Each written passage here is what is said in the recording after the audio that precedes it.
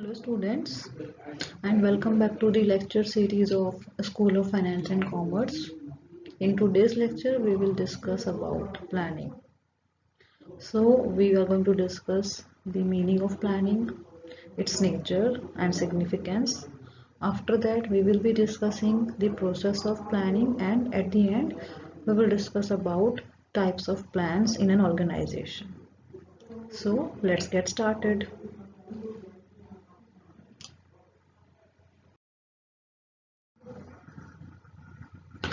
Before starting today's lecture, let's have a quick recap. In the previous lecture, we have seen the meaning of management and its function, where we have seen that management is defined as the art of getting things done through others. And then we have discussed its functions, where we have seen that the functions of management can be defined by a keyword or scope, where P stands for planning, O stands for organizing, S for staffing, D for directing, C for coordination, and R for reporting, and at the end B for budgeting. But the most widely accepted functions of management are given by Poons O'Donnell, and he said that the important functions of management are planning, organizing, staffing, directing, and controlling. In today's lecture, we will discuss planning in detail as one of the basic function of management.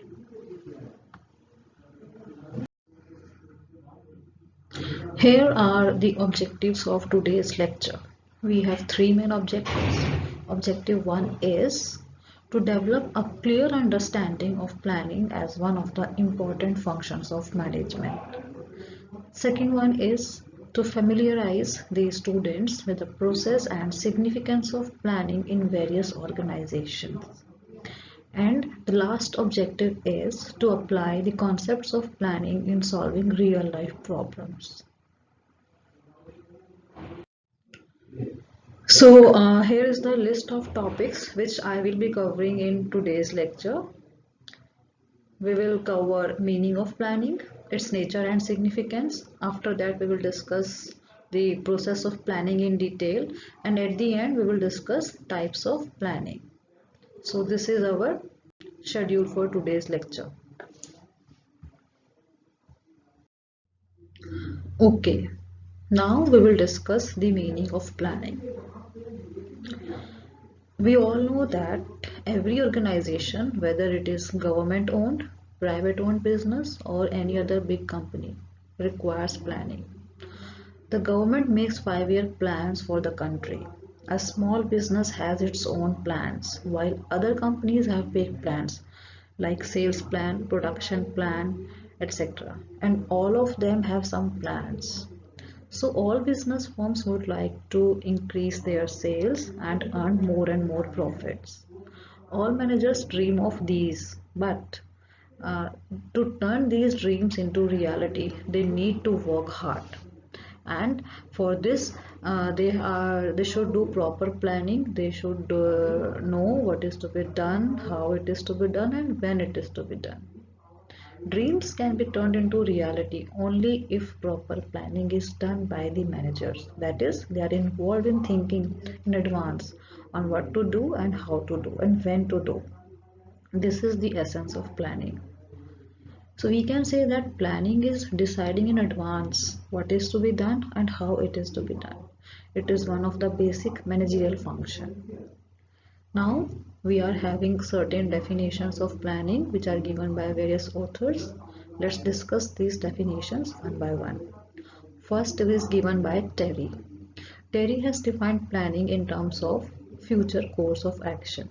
That is, planning is the selection and relating of facts and making and using of assumption regarding the future in the visualization and formalization of proposed activities believed necessary to achieve the desired result.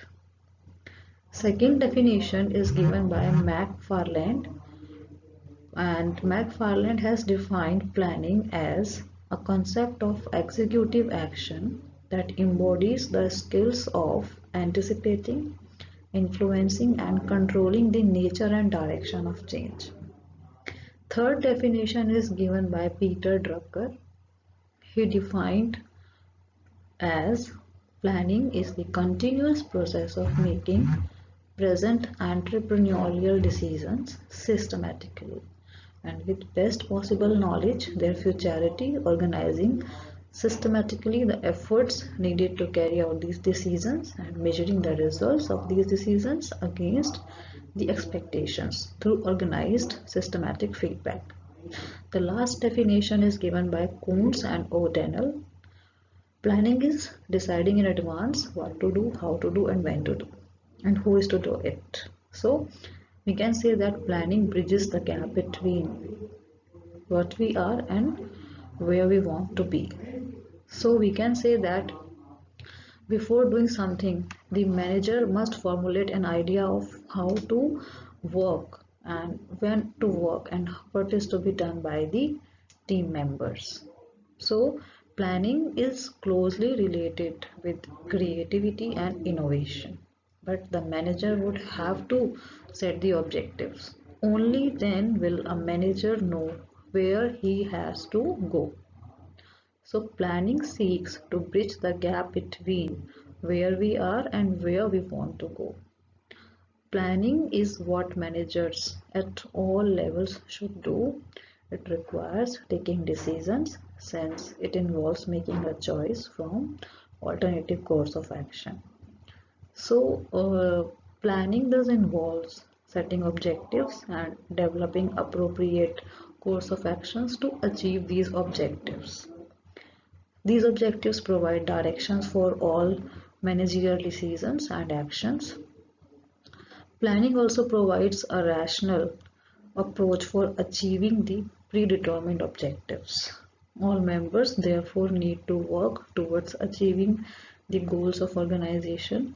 These goals set the targets which need to be achieved and against which actual performance is measured. Therefore, planning means setting objectives and targets and formulating an action plan to achieve them. It is concerned with both ends and means, that is, what is to be done and how it is to be done.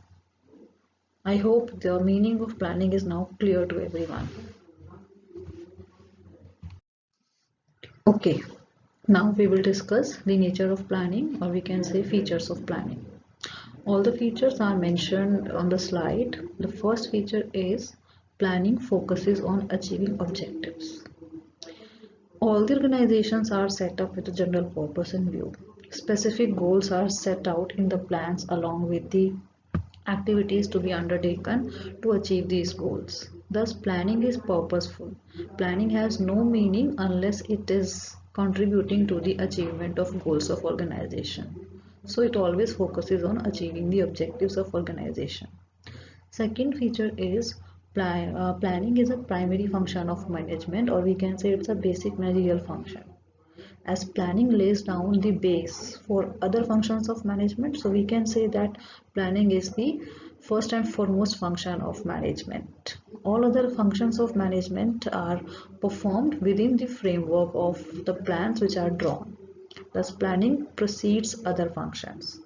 So this is also referred to as the primary function of planning, or we can say primacy of planning. The various functions of management are interrelated and they are equally important. However, planning provides the basis for all other functions. Third feature is planning is pervasive.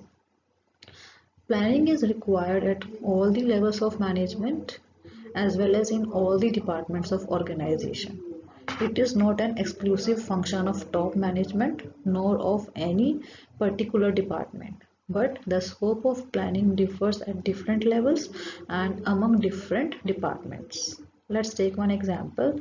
The top management undertakes planning for the whole organization as a whole, but the middle management does the departmental planning, and at the lowest level the day-to-day operational planning is done by the supervisor. So this is the extent of planning which is done at the different levels. Now we have fourth feature. Fourth feature says that planning is continuous. As plans are prepared for a specific period of time, that is for a month or for a half year or for a particular year. So at the end of that period, there is need for a new plan to be drawn on the basis of new requirement and future conditions. Hence, we can say that planning is a continuous process. Continuity of planning is related with the planning cycle. It means with the plan is framed, it is implemented and is followed by another new plan and so on. So that's why we can say that planning is continuous. Fifth feature is it says that planning is futuristic. So planning is essentially involved in looking ahead and preparing for the future.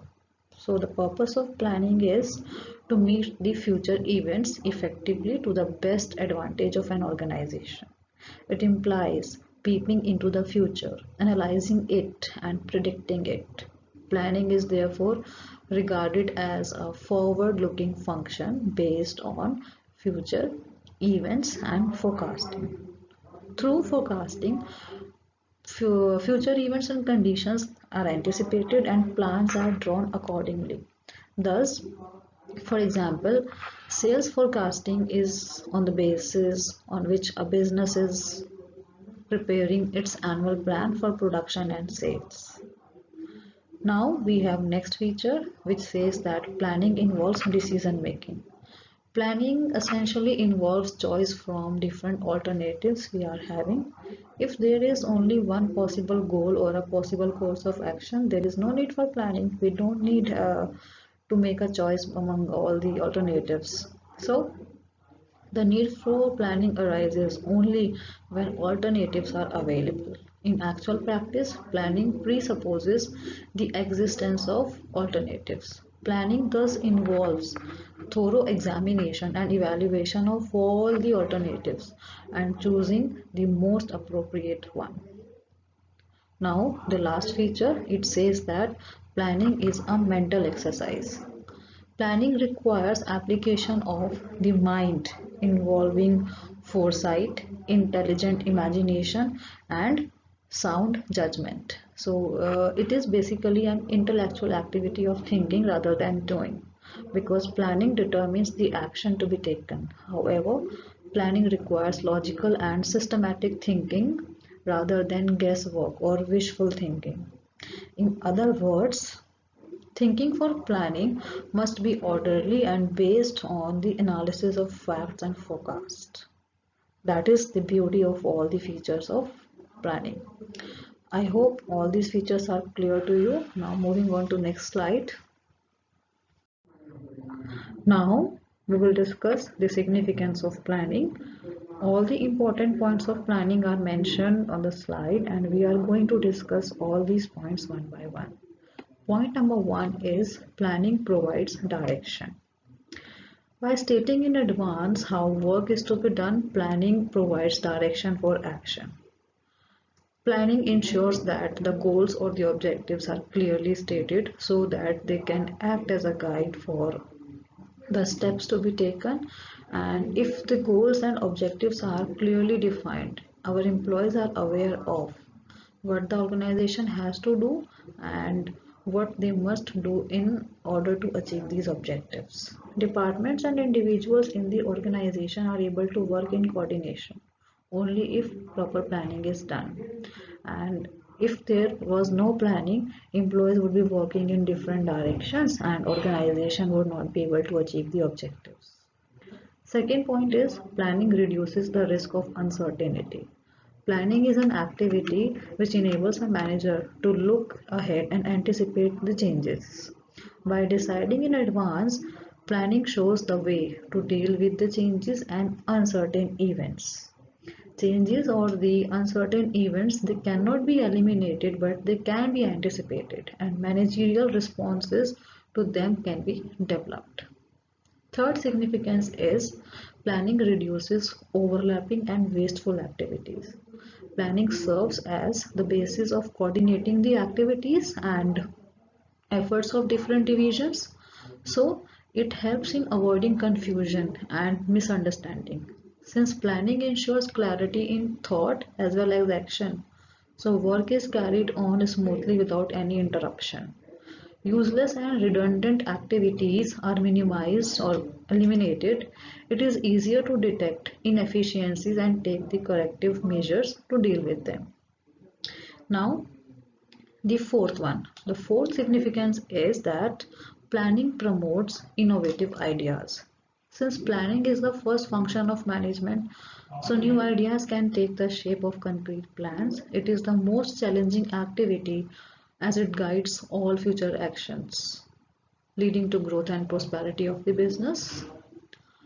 Now, the fourth point says that planning facilitates decision making.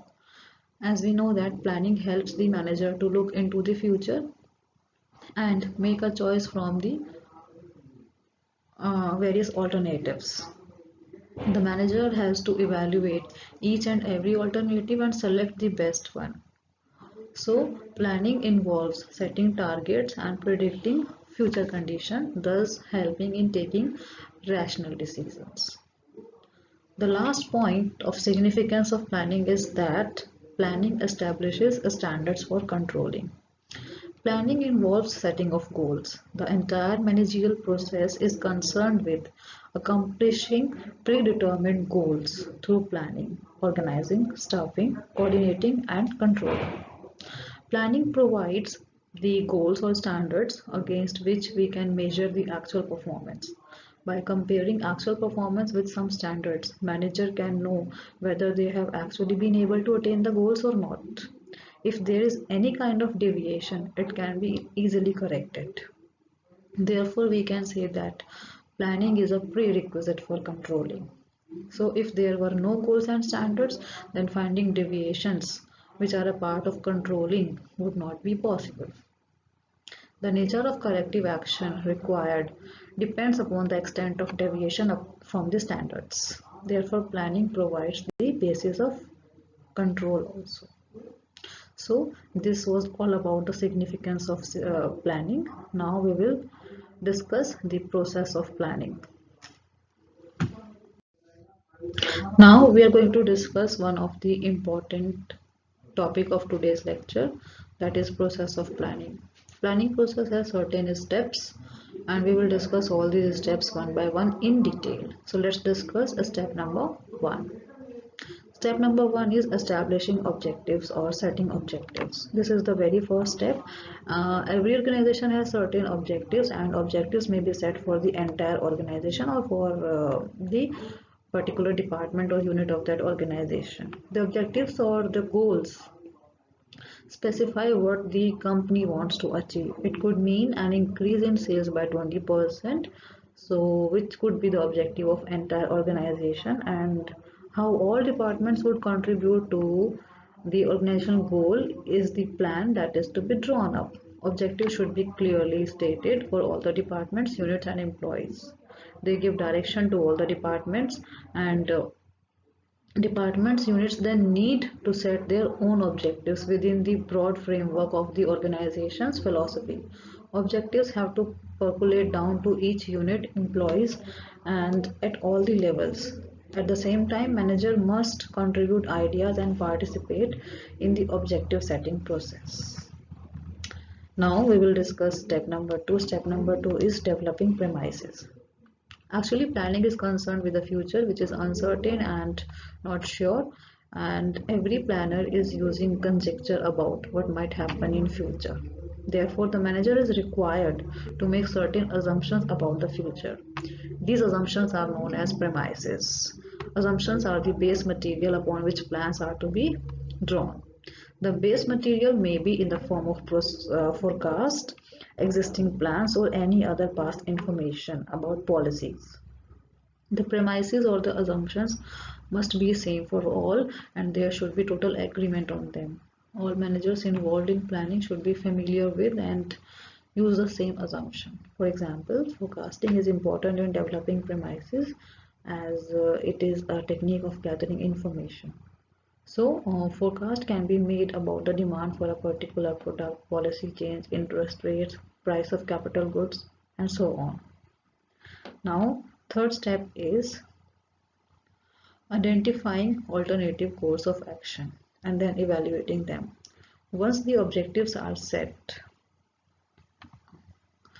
and assumptions are made, then the next step would be to act upon them.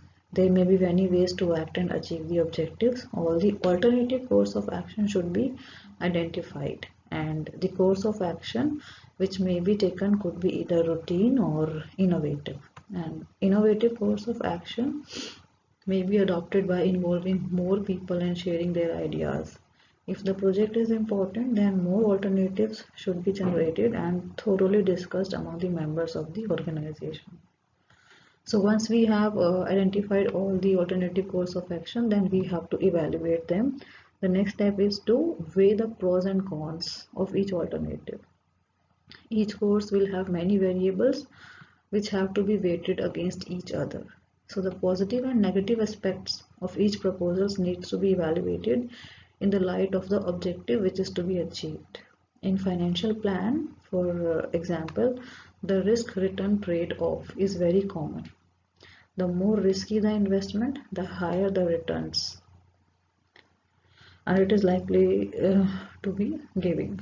To evaluate such proposals, detailed calculations of earnings, earning per share, interest, taxes, dividends, etc. are made, and then the decisions are taken. Accurate forecasts in conditions of uncertainty then become vital assumptions for them. So, after that, we will discuss the next step. Next step is selecting an alternative. So this is the real point of decision making. The best plan has to be adopted and implemented. The ideal plan, of course, would be the most feasible, profitable, and with least negative consequences. So then we have the next step. Next step is implementing the plan. This is the step where other managerial functions also come into the picture. The step is concerned with putting the plan into action, that is, doing what is required. For example, if there is a plan to increase production, then more labor is required, more machinery will be required. This step would also involve organizing for labor and purchase of machinery for the same. Now we have the last step. Last step is review and follow up to see whether the plans are being implemented and activities are performed according to the schedule is also a part of the planning process. Monitoring the plan is equally important to ensure that objectives are achieved.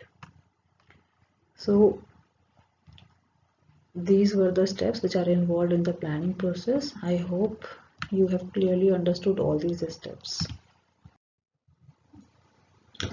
Now we will discuss the last topic of today's lecture, that is types of plan. An organization has to prepare a plan before making any decision related to business operations or undertaking any project. Plans can be classified into several types depending on the use and the length of planning period. Certain plans have a short-term horizon and helps to achieve the goals of organization. These plans can be classified into single-use plan and standing plan. A single-use plan is developed for a one-time event or a project. Such a course of action is not likely to be repeated in the future. That is, we can say that these plans are meant for non-recurring activities. The duration of this plan may depend upon the type of the project. It may be a week or a month, and a project may sometimes be only of one day, such as organizing an event like a seminar or a conference. These plans include budget, programs, and projects. So we can say that single-use plan includes budget, programs, and projects, and they consist of details including the names of employees who are responsible for doing the work and contributing to the single-use plan. Let's take an example. A program may consist of identifying steps, procedure required for opening a new department to deal with some minor work. Projects are similar to programs but differ in scope and complexity. A budget is a statement of expenses, revenue, and income for a specified period. So that was all about single-use plan. Single-use plan consists of budget, program, and projects. I hope it's clear to you. Now we will discuss standing plan. A standing plan is used for activities that occur regularly over a period of time. It is designed to ensure that internal operations of an organization run smoothly, and such a plan greatly enhances efficiency in routine decision making. It is usually developed once but is modified from time to time to meet the business needs as required. Standing plans include policies, procedures, methods, and rules. And policies are the general forms of standing.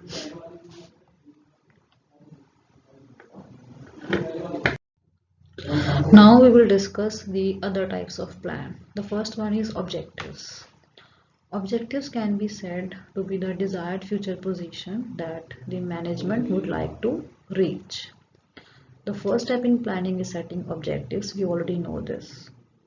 So objectives are very basic to the organization, and they are defined as ends with which the management seeks to achieve by its operations. For example, an organization may have an objective of increasing sales volume by 10% or earning a reasonable rate of return on investment, let's say 25%. They represent the end point of planning. So that is the objective. Second one is a strategy. A strategy provides the broad contours of an organization business. It will also refer to future decisions defining the organization's direction and scope in the long run. So we can say strategy is a comprehensive plan for accomplishing an organization's objectives. This plan will include three dimensions. First, determining long-term objectives. Second, adopting a particular course of action. And third, allocating the resources necessary to achieve the objectives. Third one is policy. Policies are the general statements that guide thinking and channelize energies towards a particular direction. Policies provide a basis for interpreting their strategy, which is usually stated in general terms. They are guides to managerial action and decisions in the implementation of a strategy. For example, the company may have a recruitment policy and pricing policy within which the objectives are set and established, and accordingly the decisions are made. If there is an established policy, it becomes easier to resolve problems or issues. As such, a policy is the general response to a particular problem or a situation. Next is procedures. Procedures are the routine steps on how to carry out the activities. They detail the exact manner in which any work is to be performed. They are specified in a chronological order. For example, there may be a procedure for requisitioning supplies before production. Procedures are specified steps to be followed in particular circumstances. They are generally meant for insiders to follow, and the sequence or steps or actions to be taken are generally to enforce a policy or to attain predetermined objectives. So, policies and procedures are interlinked with each other, and procedures are the steps to be carried out within a broad policy framework. Now, next is method. Method provides the prescribed ways or manner in which a task has to be performed considering the objective. It deals with a task comprising one step of a procedure and specify how this step is to be performed. The method may vary from task to task. Selection of proper method saves time, money, and effort and increases the efficiency of an organization. So let's take the example for imparting training to employees at various levels from top management to supervisory level. Different methods can be adopted. For example, for higher level management, orientation program, lectures and seminars can be organized, whereas at the supervisory level, the job on the job training methods and work oriented methods are appropriate. Next is rule. Rules are specific statements that tell what is to be done. They do not allow for any flexibility or discretion. It reflects a managerial decision that a certain action must be or must not be taken. They are usually the simplest type of plan, and because there is no compromise or change unless a policy decision is taken. Next we have program. Programs are the detailed statements about a project which outline the objectives, policies, procedures, rules, tasks, human and physical resources required and the budget to implement any course of action. Program will include the entire gamut of activities as well as the organization's policy and how it will contribute to the overall business plan. The minutest details are worked out, that is, procedures, rules, budget within the broad policy framework. Now we have the last term, which is budget. Budget is a statement of expected results expressed in numerical terms. It is a plan which quantifies facts and figures. So, for example, a sales budget may forecast the sales of different products in each area for a particular month. A budget may also be prepared to show the number of workers required in the factory at the peak production time. So these were the different types of plan which we have discussed right now. And here is the list of references which I have used in preparing this video lecture. Now I would like to wind up the session here only. Thank you and have a nice day.